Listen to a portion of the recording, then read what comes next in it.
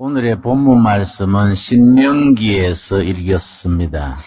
신명기라 할 때 신명이란 말은 복습한다, 다시 다짐한다, 그런 의미를 지니는 단어입니다. 출애굽기에서 선포된 하나님의 율법, 하나님의 계명을 모세가 죽음을 앞두고 복습하면서 백성들에게 다시 일러주는 내용이 신명기서의 내용입니다. 그래서 신명기서는 모세의 설교집과 같습니다. 모세가 3편의 설교를 신명기서에서 전합니다. 오늘 본문 말씀 31장, 신명기 31장 1절을 읽겠습니다. 또 모세가 가서 온 이스라엘에게 이 말씀을 전하여 그들에게 이르되 이제 내 나이 120세라. 모세가 120세에 죽었습니다. 죽기 직전에 백성들 앞에서 평생 살아온 그 경륜과 영감과 자기 모든 정력을 쏟아서 백성들에게 마지막 고별 설교와 같은 내용이 신명기서의 내용입니다. 이 부분에서 특별히 하나님께서 모세에게 너는 40년간 백성들을 출애굽시켜서 40년간 이끌었지만은 너는 가나안 땅으로 들어가지 못한다. 너의 한계는 여기서 끝난다. 이렇게 일러주었습니다. 그 다음 2절 계속 읽겠습니다. 여호와께서도 내게 이르시기를 너는 이 요단을 건너지 못하리라 하셨느니라. 하나님께서 모세는 요단강 건너 가나안 땅을 바라보기는 바라보면서도 들어가지는 못한다. 하나님께서 그렇게 일렀습니다. 세상 말로 하면은 좀 한많은 삶이라고 할 수 있겠습니다. 그렇게 정말 온갖 정성을 다해서 가나안 땅 밟아보려고 40년을 그렇게 힘들게 지내왔는데 가나안 땅이 훤히 보이는 그 자리에서 너는 그만, 너의 지도력은 여기서 멈춘다. 하나님께서 그렇게 이르셨습니다. 그러한 상황에서 모세가 온 정성을 다해서 백성들에게 너희들이 이제 가나안 땅에 들어갈 텐데 가나안 땅에 들어가면 이렇게 살아야 된다. 이걸 일러주는 내용입니다. 특별히 3절 말씀, 가나안 땅에 들어가는데 거기에는 훨씬 더 좋은 무기, 더 많은 숫자, 더 안정된 조건 하에서 원주민들이 살고 있습니다. 그 사람들을 정말로 빈약한 무기를 가지고 이렇게 들어가려니까 너무 걱정되고 염려됐겠습니다. 거기에 대해서 여호와께서 모세를 통해서 뭐라고 일러주시느냐 하면은 3절입니다. 여호와께서 이미 말씀하신 것과 같이 너 하나님 여호와께서 너보다 먼저 건너가신다. 너희들이 가나안 땅 밟기 전에 여호와께서 먼저 가셔서 너희를 이끄시고 함께 하시고 승리하게 하신다. 두려워 말라. 염려하지 말라. 먼저 가 계시는 하나님을 따라서 거기에 담대함으로 들어가라. 이게 모세의 말입니다. 신명기 전체에서 중요한 부분, 이 8장 첫 부분입니다. 신명기 8장을 우리 한번 같이 찾겠습니다. 신명기 8장, 이 신명기 전체 속에서 아주 노론자와 같은 중요한 부분이 됩니다. 8장 1절 말씀. 내가 오늘 명하는 모든 명령을 너희는 지켜 행하라. 출애굽기에서 시내산 기슭에서 하나님으로부터 받았던 계명, 그 율법, 그걸 지켜라. 그리하면이 참 의미를 지닙니다. 그리하면이란 접속사가 이렇게 살아라. 그러면 하나님이 너희를 지키시고 복 주시고 번성케 하신다. 이렇게 연결시켜주는 접속사입니다. 그리하면 너희가 살고 번성하고 여호와께서 너희 조상들에게 맹세하신 땅에 들어가서 그것을 차지하리라. 자, 그 다음 2절 3절이 아주 요점입니다. 아주 중요한 내용입니다. 이런 말씀을 우리 마음에 잘 새길 수 있게 되기를 바랍니다. 2절 너 하나님 여호와께서 이 40년 동안에 너 광야길을 걷게 하신 것을 기억하라. 이는 너를 뭐라 그랬습니까? 낮추시며. 거기 줄을 칩시다. 아주 중요한 단어입니다. 이 40년 지난 세월을 돌이켜봐라. 40년 동안에 하나님이 우리를 어떻게 인도하셨느냐?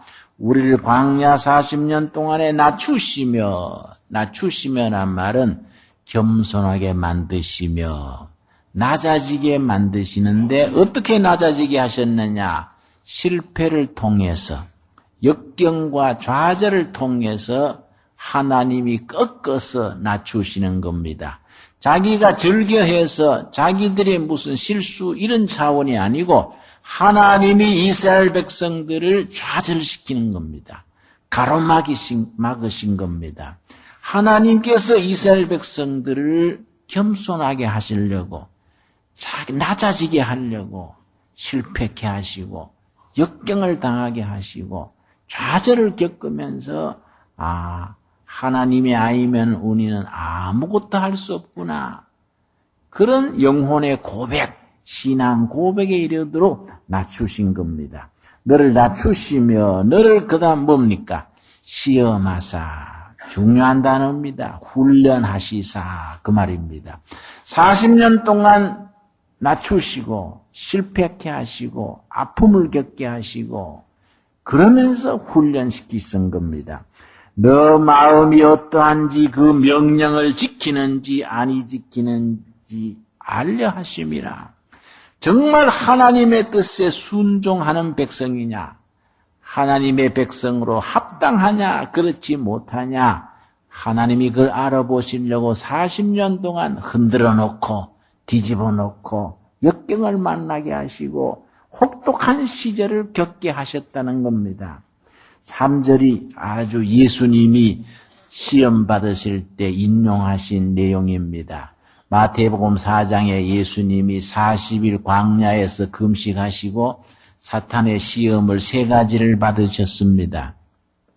그때마다 시험이 한 번 임할 때마다 신명기 말씀으로 이기셨습니다. 그래서 신명기를 뭐라고 부르느냐 하면은 시험을 이기게 하는 책, 그런 별명이 붙어 있습니다. 우리 신명기를 잘 읽고 마음에 새겨서 자기 영혼의 양식으로 삼으면은 세상살이에서 얼마나 시험이 많습니까? 시험을 이기는데 좋은 무기가 되는 내용이 신명기서의 내용입니다. 그래서 시험을 이기게 하는 책 신명기, 그런 별명이 붙은 겁니다. 3절 말씀 우리 한번 같이 읽겠습니다. 너를 낮추시며 너를 줄이게 하시며 또 너도 알지 못하며 너 조상들도 알지 못하던 만나를 너게 먹이신 것은 사람이 떡으로만 사는 것이 아니요 여호와의 입에서 나오는 모든 말씀으로 사는 줄을 너가 알게 하려 하심이니라. 이 말씀 너무나 잘 기억하시지요? 광야 40일 금식하신 뒤에 예수님이 당하신 첫 시험이 이 돌이 떡이 되게 하라. 그 시험입니다. 40일 굶고 나서 안 그래도 돌이 떡으로 보이는 바인데 사탄이 네가 하나님의 아들이거든 이 돌이 떡이 되게 해라 하셨을 때 예수님이 신명기 본문 8장 3절을 탁 인용하시면서 사람이 떡으로만 살 것이 아니요 하나님의 입으로 나오는 말씀으로 살 것이니라. 이 말씀 우리가 이해를 잘해야 됩니다. 떡이 필요 없다는 게 아닙니다. 여기서 떡은 경제를 말합니다. 물질을 말합니다. 경제가 얼마나 소중합니까? 세상 살아가는데 물질이 얼마나 소중합니까? 그러나 떡이 첫째가 되고 경제가 첫째가 되면은 인생의 기본이 잘못된다는 겁니다. 경제가 중요한 것이지만은 경제만 가지고는 안 된다. 뭐 있어야 됩니까?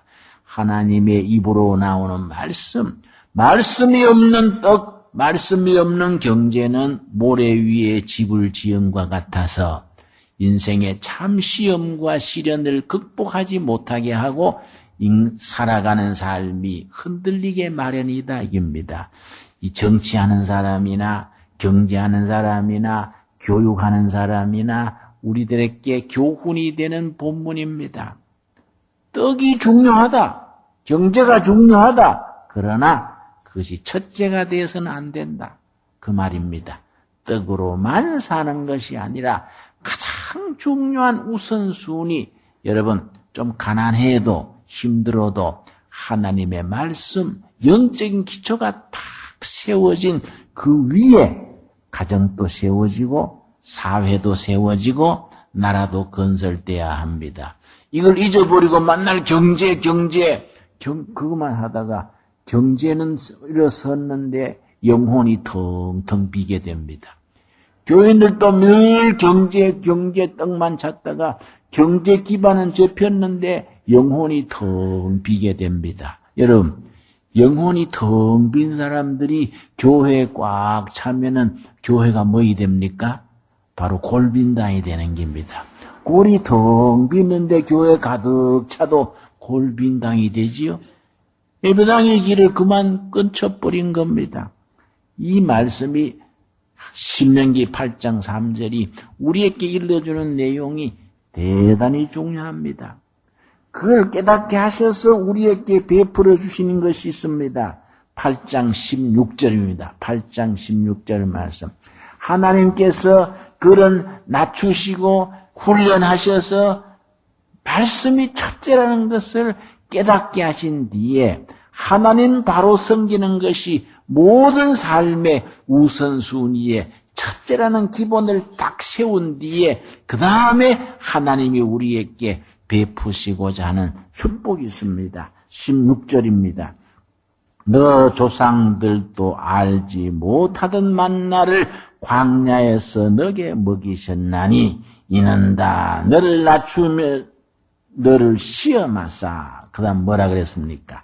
마침내 너게 복을 주려 하심이었느니라. 하나님이 결국은 축복하시려는 거인데 자기 백성들에게 주시고자 하는 축복을 마련해 놓으시고 처음부터 덜컹 주는 게 아니다. 처음부터 축복을 주시면 감당을 못하지요. 자기 잘난 줄 알고 나중에 쏟아버리는 겁니다. 자만하고 교만하다가 주신 축복을 쏟아버리게 됩니다. 그래서 광야 40년 동안에 가나안 땅의 축복을 누릴 수 있는 영적, 정신적인 그런 자격을 갖추고 난 뒤에 축복을 받을 수 있는 그릇을 만드는데 40년 걸렸다는 거지요. 그래서 40년 훈련이 끝난 뒤에 마침내 복을 주려 하시는 거이다. 그런데 하나님께서 지금이나 옛날이나 백성들에게 복을 주시면서 하나님이 염려하는 게 있습니다. 17절입니다. 뭘 하나님께서 염려하시느냐? 그러나 너가 마음에 이르기를 내 능력과 내 손의 힘으로 내가 이 재물을 얻었다 말할 것이라. 하나님께서 염려하시기를 야, 내가 참 난 사람이여. 내가 참 판단을 잘했다니까? 착각한다는 겁니다. 여러분, 착각을 하기 시작하면 커트라인이 없어진다 그러지요? 착각에 빠지는 겁니다. 야, 내가 참 판단을 잘했어. 내가 괜찮은 사람이요. 자만하고 교만에 빠질까봐 염려하시면서 18절 뭘 기억해야 되느냐? 너 하나님 여호와를 기억하라.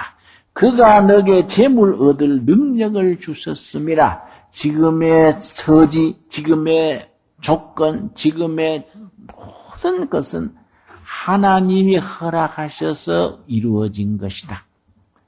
이같이 하심은 너 조상들에게 맹세하신 언약을 오늘과 같이 이루게 하심이니라. 그 다음 19절 말씀. 하나님께서 우리들에게 주셨던 것을 거두어 버리는 경우가 있습니다.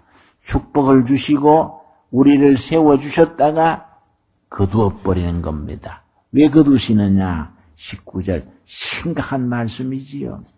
너가 만일로 하나님 여호와를 잊어버리고 다른 신들을 따라 그들을 섬기며 그들에게 절하면 내가 너희에게 증거하노니 너희가 반드시 멸망할 것이라. 하나님께서 우리를 훈련하시고 우리를 낮추시고 우리를 뒤집으시고 엎으시고 단련하셔서 마침내 허락하신 축복인데 본인이 영적으로 방심해서 교만해서 자기 탓으로 돌리고 하나님을 잊어버리면은 주신 것을 거두어 버린다는 겁니다. 그래서 이 신명기 8장이 대단히 중요한 장입니다. 그렇게 해서 하나님이 우리에게 주시는 축복의 내용이 있습니다. 그 앞에 7장에 나옵니다. 7장 12절 말씀. 신명기 7장 12절입니다. 너희가 이 모든 법도를 듣고 지켜 행하면 너 하나님 여호와께서 너 조상들에게 맹세하신 언약을 지켜 너에게 인애를 베푸실 것이니라. 아까 제 조건부 축복이라고 말씀하셨지요. 하나님이 축복하실 때에 거기에 조건이 붙습니다. 하나님의 말씀을 듣고 지켜 순종하는 삶이 뒤따르면은 너에게 자비를 베푸신다. 자, 13절. 곧 너를 사랑하시고 무슨 약속을 주십니까? 복을 주신다. 이 약속하신 축복이 여러분 가정에 임하시기를 바랍니다. 그런데 그 복의 내용이 4가지입니다. 4가지. 그래서 사중 축복 그럽니다. 2중, 3중 그를 이 3중 할 때에 사중 축복. 너에게 복을 주사 너를 번성하게 하시되 너에게 주리라고 너 조상들에게 맹세하신 땅에서 첫 번째 무슨 축복입니까? 너 소생에게 은혜를 베푸시며 자식 축복입니다. 가장 먼저 나오는 것이 자식 축복입니다.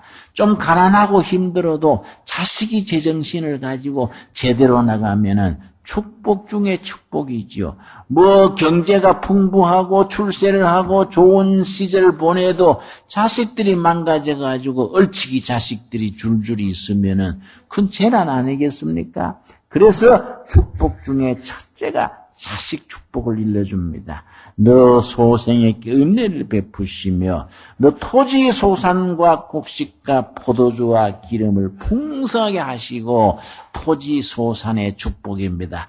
요즘 말로 하면은 부동산의 축복이라 할까요? 그다음 너 소와 양을 번식하게 하시리니 동산의 축복이라 하겠습니다. 현찰 우리가 가동할 수 있는 그런 재산들을 말할 수 있겠지요. 3가지 축복이 나왔지요. 한 가지 더 있습니다. 15절 말씀. 여호와께서 또 모든 질병을 너에게서 멀리하사 건강의 축복입니다. 이 4가지 축복, 사중 축복이라 그럽니다. 첫 번째 무슨 축복이지요? 자식 축복. 두 번째 무슨 축복입니까? 토지 소산의 축복. 세 번째 뭐입니까? 가축대의 축복. 마지막에 무슨 축복입니까? 건강의 축복. 하나님께서 말씀을, 법을, 율법을 지켜 행하는 자에게 이 4가지 축복을 약속하시면서 행여나 이 축복을 마침내 허락하신 이 축복을 너희들이 자만하고 교만하고 방심해서 쏟아버릴까봐 염려된다. 이 모세가 지금 죽음을 앞두고 120세 죽기 직전에 백성들 앞에서 혼을 기울여서 지금 이 말을 하는 겁니다. 여러분, 우리 1장 한번 보겠습니다. 1장 29절 말씀 한번 찾아보겠습니다. 모세가 이런 말씀을, 축복의 말씀을 전하면서 백성들에게 격려와 다짐을 하는 말이 1장 29절입니다. 신명기 1장 29절 말씀. 내가 너희에게 말하기를 그도 무서워하지 말라. 두려워하지 말라. 가나안 땅에 지금 진격하기 전에 거기에 살고 있는 적들을, 원주민들을 두려워하지 말아라. 무서워하지 말아라. 왜냐? 30절이 약속의 말씀입니다. 30절 우리 한번 같이 읽겠습니다.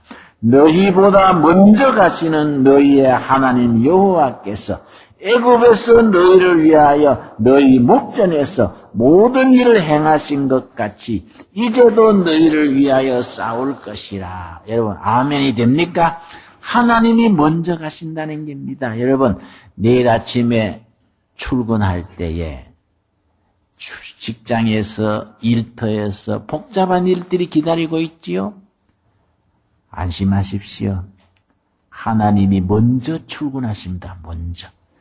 내가 보다 먼저 나간다. 먼저. 여러분 세상살이에 보대 끼고 힘들고 어려울 때가 많으시지요? 두려워 말라. 염려하지 말라. 왜냐? 내가 너보다 앞서간다. 내가 너보다 앞서가서 너희와 함께하고 이끌어 주신다. 믿어버립시다, 여러분. 다른 대책이 없습니다. 믿어버려야 돼요.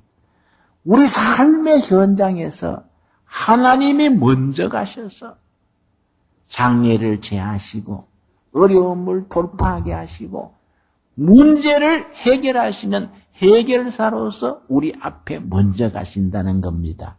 출애굽기 13장에 보면은 이스라엘 백성들이 홍해바다 건너 광야로 행진 시작할 때에 낮에는 구름기둥, 밤에는 불기둥으로 인도하셨습니다. 구름기둥이 멈추면 행진을 멈추었습니다. 아침에 자고 나서 해가 뜨고 구름기둥이 움직이면은 다시 움직였습니다. 오늘 우리에게 주시는 약속입니다. 우리 삶의 구름기둥이 뭡니까?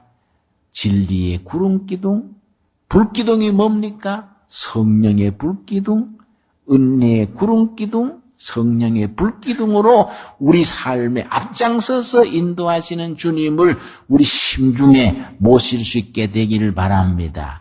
여러분 마가복음 10장 우리 한번 찾아보겠습니다. 마가복음 10장 32절에 보면은 예루살렘에 올라가는 길에 예수님이 제자들 앞장서서 올라가시던 소중한 본문 말씀이 있습니다. 마가복음 10장입니다. 신약성경 72페이지 마가복음 10장 32절 예수님은 사역하시는 기간에 예루살렘에 2번 가셨습니다. 2번 다 6월절에 가셨습니다. 첫 번 6월절에 예루살렘 올라갔을 때는 낙이 타고 낙이는 평화의 짐승을 상징합니다. 말은 전쟁의 짐승이고 낙이는 평화의 짐승입니다. 평화의 왕으로 낙이 타고 예루살렘에 입성하실 때에 민중들이 호산나 호산나 왕을 환영할 때 하는 말입니다. 환영하시고 받고 들어가셔서 예루살렘 성전을 말끔히 청소하셨습니다. 2번째 들어가실 때는 죽으러 가셨습니다.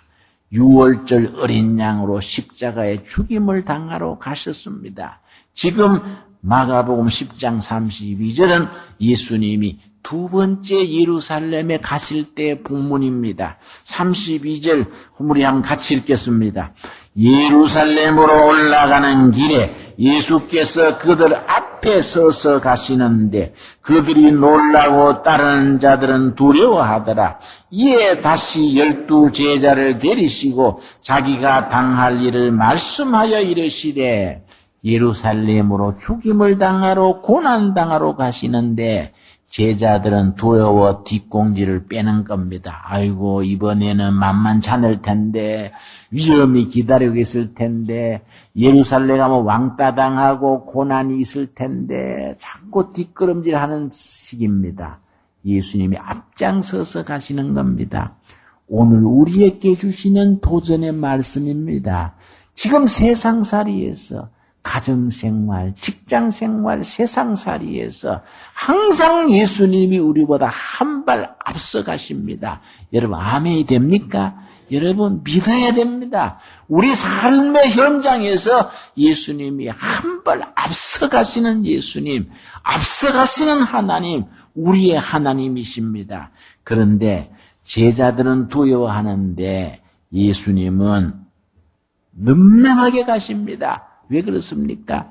제자들은 고난당하고 채찍질당하고 왕따당하는 그만 생각하고 자꾸 뒷걸음질하고 싶어 합니다. 그러나 예수님은 그 다음 제3일에 부활하시는 걸 바라보시기 때문에 앞장서서 가시는 겁니다. 34절입니다. 그들은 능욕하며 침뱉으며 채찍질하고 죽일 것이나 그는 3일 만에 살아나리라 하시니라. 바로 여기 요점입니다. 요점. 제자들은 첫째 날과 둘째 날만 보기 때문에 가는 것을 두려워합니다. 그러나 예수님은 첫째 날, 둘째 날, 넘어 셋째 날, 제3일을 바라보기 때문에 앞장서서 가시는 겁니다. 그래서 우리 기독교 신앙은 제3일의 신앙이라고 부릅니다. 제3일의 신앙. 첫째 날의 시험과 둘째 날의 낙심과 둘째 날의 온갖 시련과 역경을 극복해서 마침내 제3일의 신앙, 부활의 신앙, 승리하는 신앙입니다.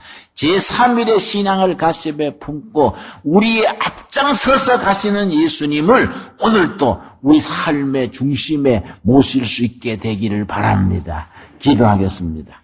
주님 은혜를 감사드립니다. 오늘 다시 한번 제3일의 신앙을 우리 마음에 새깁니다. 이스라엘 백성들이 광야 40년 동안에 여호와께서 낮에는 구름기둥, 밤에는 불기둥으로 인도하셨듯이 오늘 이 광야 세상 살아가는 우리들에게 은혜의 구름기둥으로 성령의 불기둥으로 우리를 인도하여 주시옵소서.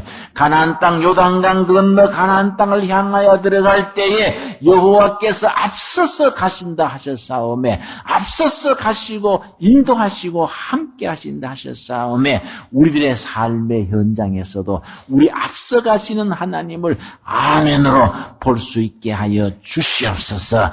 예루살렘으로 가는 길에 제자들 앞장서서 가시면서 제3일에 다시 살아나리라 이르신 주님께서 오늘 우리들의 삶 속에서 첫째 날과 둘째 날에 낙심과 좌절과 아픔과 역경이 있을지라도 제3일에 다시 승리하는 날, 부활의 날, 앞서가시는 예수님을 바라보고 그 신앙에 아멘으로 화답하는 우리들이 되게 하여 주시옵소서. 예수님 이름 받들어 기도드렸사옵나이다. 아멘.